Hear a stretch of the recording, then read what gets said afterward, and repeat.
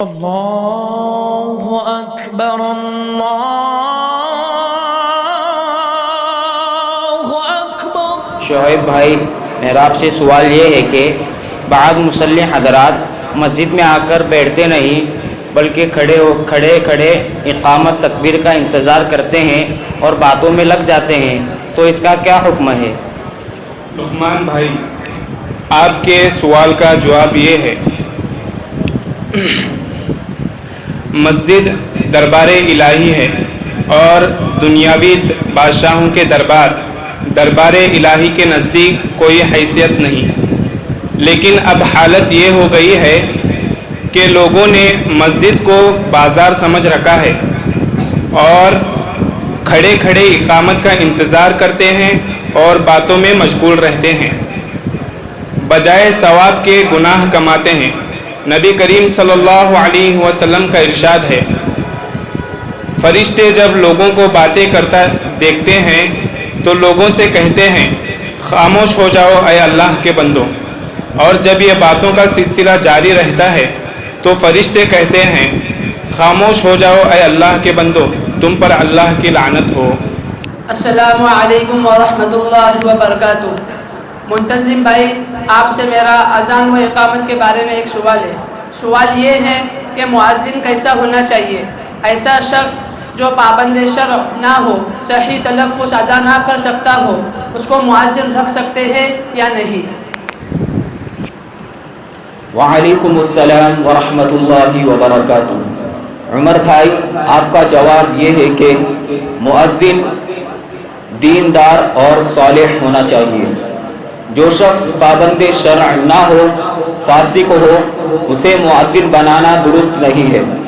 خدا کے گھر کا مؤذن یعنی خادم دیندار، تعلیم یافتہ، احکام دینیہ خصوصاً اذان و نماز کے مسائل، سنت، اوقات نماز، صبح کاذب و صبح صادق، زوال، سایہ اصلی، ایک مثل دو مثل، شفق احمر، شفق ابیض وغیرہ کا جاننے والا، بلند آواز، خوش الحان اور اذان کے کلمات کو صحیح ادا کرنے والا ہونا چاہیے۔ حدیث میں ہے تم میں جو صالح ہو وہ اذان کہے، اور فتاوی عالمگیری میں ہے کہ مؤذن سمجھدار، عاقل، نیک، متقی اور طریقہ سنت سے واقف ہونا چاہیے۔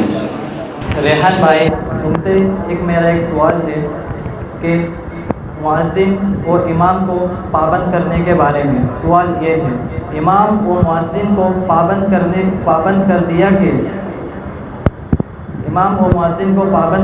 دیا کہ اذان 24 گھنٹے آپ کو مسجد میں حاضری دینا ہوگی، یہ کیسا ہے اور یہ حکمرانی کس حد تک جائز ہے؟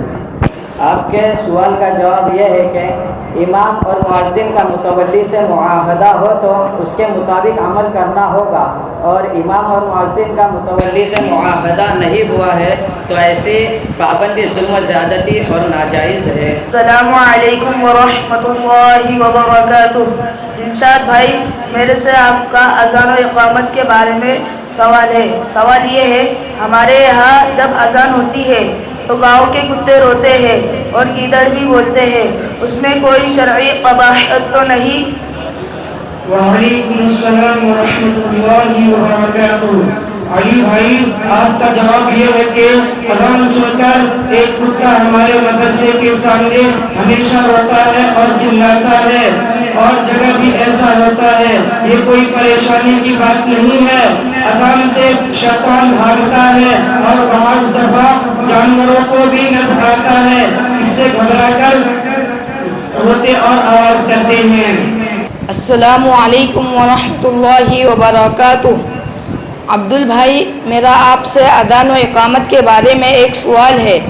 سوال یہ ہے کہ اذان و امامت کی اجرت لینے کی تو متاخرین نے اجازت دی ہے، مگر اذان دینے اور نماز پڑھانے کا ثواب ملے گا یا نہیں؟ وعلیکم السلام ورحمۃ اللہ وبرکاتہ۔ سفیان بھائی، آپ کا سوال کا جواب یہ ہے کہ ثواب ملنا کام کرنے والے کی نیت پر موقوف ہے۔ اگر نیت ہی تحصیل زر کی ہے تو ثواب نہیں ملے گا، اور اگر نیت تو عبادت کی ہے مگر گزارے کے لیے اجرت قبول کر رہا ہے تو ثواب ملے گا۔ جزاکم اللہ خیرا۔ اذان و اقامت ہر فرض نماز کے لیے سنت مؤکدہ ہے، خواہ ادا ہو یا قضا، مسافر ہو یا مقیم، جماعت کے ساتھ ہو یا منفرد۔ رسول اللہ صلی اللہ علیہ وسلم نے فرمایا، جس شخص نے مؤذن کو اذان کہتے ہوئے سنا بس اس کی مثل اس نے بھی کہا تو اس کو بھی مؤذن کے برابر اجر ملے گا۔ مؤذن کی فضیلت اور اس کا اجر و ثواب بتایا گیا ہے کہ جہاں تک اس کی اذان کی آواز جاتی ہے اس کے لیے تمام چیزیں دعائیں مغفرت کرتے ہیں۔ فجر کی اذان میں حی علی الفلاح کے بعد الصلاۃ خیر من النوم کہنا مستحب ہے، اگر نہ کہا گیا ہو تو اذان صحیح ہو جائے گی لیکن مکروہ ہے۔ حضرت زکریا ابن حارثہ رضی اللہ عنہ سے روایت ہے کہ میں آیا نبی کریم صلی اللہ علیہ وسلم کے پاس تو مجھے حکم دیا آپ صلی اللہ علیہ وسلم نے کہ میں اذان دوں فجر کی نماز کے لیے، تو میں نے اذان دی تو بلال رضی اللہ عنہ نے ارادہ کیا کہ میں اقامت دوں، تو آپ صلی اللہ علیہ وسلم نے ارشاد فرمایا قاعدے کے مطابق جس شخص نے اذان دی ہے وہ اقامت دے گا۔ حی علی الصلاح کے وقت کھڑے ہونا، حی علی الصلاح کے وقت یعنی اقامت میں کھڑے ہونا محض آداب میں سے ہے، ترک کرنے میں کوئی کراہت نہیں، جبکہ صفوں کو درست کرنے کی بہت تاکید ہے اور درست نہ کرنے پر سخت وعیدیں ہیں، لہذا کراہت اور ان وعیدوں سے بچنے کے لیے ابتدائی اقامت ہی سے کھڑے ہو جانا ضروری ہوگا، اور ابتدائی اقامت سے صحابہ رضی اللہ عنہ کا کھڑے ہو جانا ثابت ہے، پھر کیوں کر اس کو مکروہ کہا جا سکتا ہے۔ حضرت ابن عباس رضی اللہ عنہما سے روایت ہے کہ رسول اللہ صلی اللہ علیہ وسلم نے فرمایا، جس نے 7 سال تک ثواب کی امید پر اذان دی اس کے لیے دوزخ سے خلاصی لکھی جائے گی۔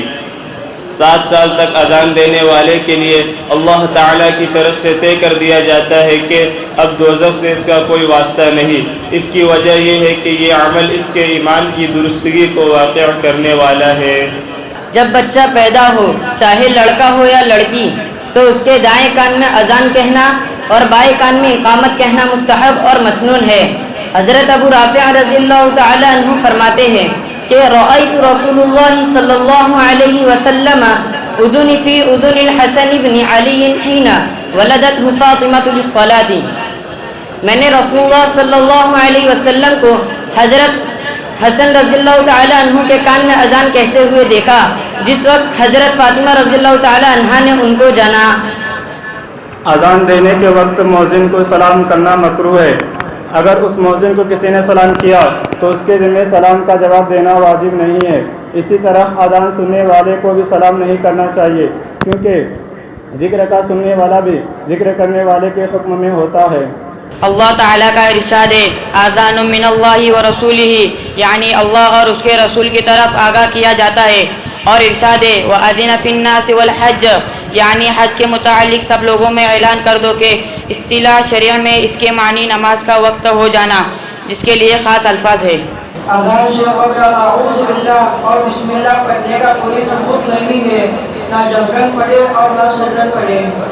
حضرت معاویہ رضی اللہ عنہ سے روایت ہے کہ رسول اللہ صلی اللہ علیہ وسلم نے ارشاد فرمایا، قیامت کے دن مؤذنوں کی گردنیں تمام لوگوں سے اونچی ہوں گی۔